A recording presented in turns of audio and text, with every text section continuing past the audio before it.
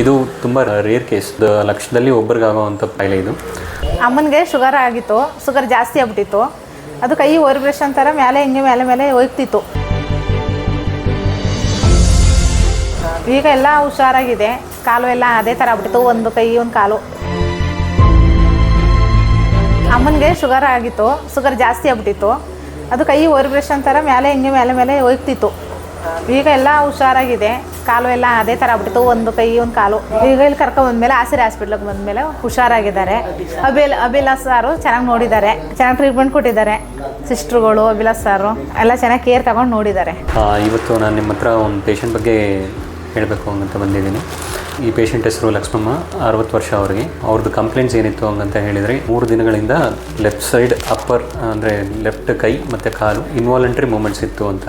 ಪೇಷಂಟ್ಗೆ ಬೇರೆ ಏನಾದರೂ ತೊಂದರೆಗಳಿತ್ತು ಅಂತ ನೋಡಿದ್ರೆ ಅವ್ರಿಗೆ ಶುಗರ್ ಇತ್ತು. ಶುಗರ್ ತುಂಬಾ ಕಂಟ್ರೋಲ್ ಕಡಿಮೆ ಇತ್ತು.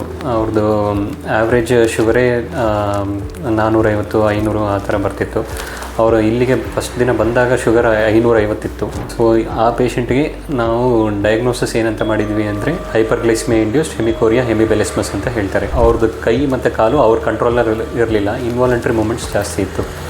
ಇದು ರೇರ್ ಕೇಸ್, ಅಂದರೆ ಒಂದು ಲಕ್ಷದಲ್ಲಿ ಒಬ್ಬರಿಗಾಗೋವಂಥ ಕಾಯಿಲೆ ಇದು. ಶುಗರ್ ಹೆಚ್ಚಾಗಿರೋದ್ರಿಂದನೇ ಇದು ಆಗೋದು.